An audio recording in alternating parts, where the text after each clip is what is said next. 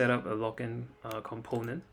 So let's try and let's see. So according to this, we will need to create a components folder. So let's go into here. Let's just right click components, and within this folder, just create off.js, and yeah, you'll need to have React Native prerequisite knowledge. But for the sake of this video, let's just copy and just paste it here. Okay, and let's go to the account page. So components, account.js.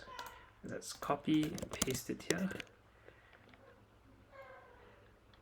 Next. Okay, so now we have all the components in place. Let's update the app.js. So where's my app.js? Over here. So it's a bit different from theirs. Theirs is a lowercase. For ours, it is a uppercase. So it doesn't matter. Let's just copy,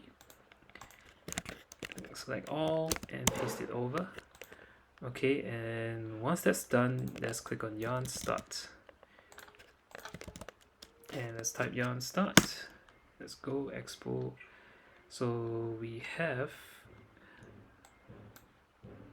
let's let it load. Okay, so open the browser to localhost 3000, and this is exactly what this project shouldn't be doing.